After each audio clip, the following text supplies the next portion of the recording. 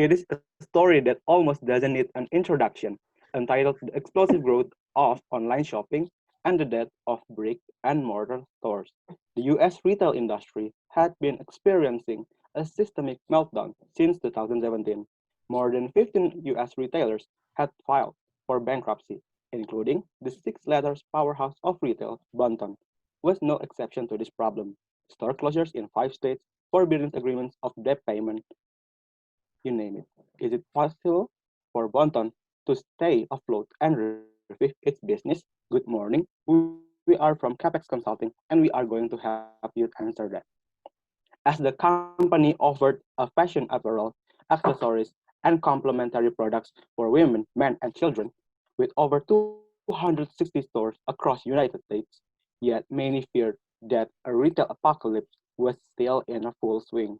Concerning, yes, Bonton has experienced changing markets, rising costs, and also confronted by bankruptcy. As of January 2017, Bonton almost had $1 billion total debt, including capital lease and also financial obligations, and still ended up with a net loss among 63 million as of January 2017. A proposed halt and flow strategy are implemented, bringing a new ERP system with initial allocation inventory based on forecast and reanalyzing the sales of goods and reallocate based on actual sales data that are expected will ensure that Bonton had an equity value of almost 4.9 million and EBITDA reaching 18.5%. The strategy will also impact a give total enterprise value up to 5 million US dollars. To brand its products, there are three strategies that should be carried out by Banten. First strategy is enhancing personalized marketing intention. There are five prevailing issues that applies to the entire solutions. Data from segments show a large gap between expectation and consumer experience. This is caused by proliferation of technology. So, as consumers' expectations rise, retailers are struggling to meet them. We have identified four key findings on personalized marketing reports. The points that we can take are customer needs a personalized effort from the retailer. They also expect representation in a brand's physical store. And Banten were able to build a sizable mobile database for future personalized marketing efforts. Banten provides various types of products. But as we can see from the data, each product has different merchant percentage. Thus, Banten can carry out a divestment strategy in a less profitable product line and focus on developing profitable apparel product. Next. The second strategy is scan and go. There's no one likes to wait long time at the cashier. This problem can be overcome by using the scan and go system at Banten. Survey data from PYMNTS shows that 87% of the 1,170 American shoppers use self-service checkout because it is faster. Not only faster, it is also seamless and easier for customers. Besides customers, scan and go also provide benefits for retailers, such as save staff time, reducing operational costs, increasing customers' baskets, and personalizing the shopping experience. With this feature, customer can check out directly in their smartphone when they choose an item. No need to make payments at the cashier. The third strategy is hold and flow inventory. This strategy reduces stock out from on vendor replenishment items, increases sell-through, sharpens forecast accuracy, improves margin and demand planning, and reduces transfer costs. For Macy's, it contributed to 15% increase in gross sales. This strategy needs ERP and RFID handle to handle inventory management digitally. So, Banten need an in-depth analysis on several key strategies that could take Banten to fight bankruptcy and revive its business. Next. So every problem has a solution and it has to be taken. Where in the first strategy, Bandan have option to provide a personalized product and service offerings. So the enhanced marketing strategies that are expected to reach specific customer can be implemented using data related to Banten customer and crafting marketing experiences through marketing content, email offers, reward, and discount using personal account. Redeveloping the relevancy of product can also be conducted through questionnaire and customer survey. Selling profitable products for the company should also be considered where Banten may also can be focused only for the apparel products with high sales value. And with high level of merchandise inventory, Banten can carry out a divestment strategy for products other than apparel. All of these solutions may also benefit for Banten through customer satisfaction that will be effective and efficient, and also a personalized experience, yet an increasing in revenue and profit can also be done.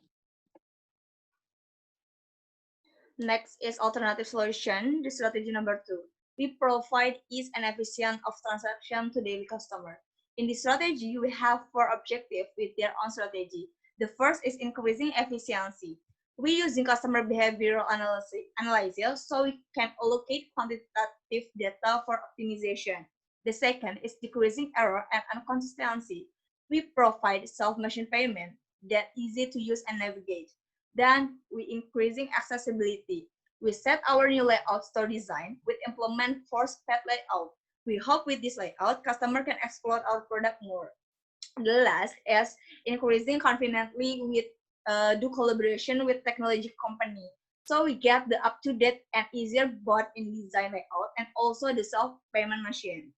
From the alternative solution number two, the impacts are the first is increasing our customer satisfaction, increasing effective and efficiency, and also their personal experience, and decreasing labor costs. Next. Then in this slide is alternative solution with strategy number three. We have two main objectives. The first is improving forecast data accuracy with strategy implementing new ERP using big data analytics and RFID. The second is minimizing OPEX cost by inventory with strategy to reanalyze the sales of goods and reallocate based on actual sales data.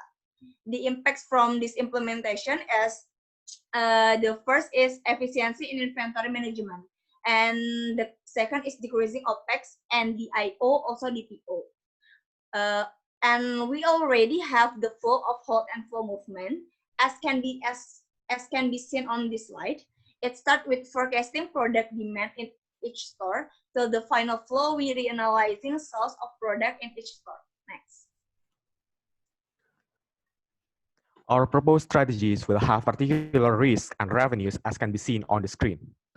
To assess the best strategy, we are considering the risks that might appear for its solutions and comparing the value of EBITDA growth as well as the equity value. Compounded annual growth rate is basically a rate that represents the EBITDA average growth of a single investment. It tells us how much the company will grow its EBITDA.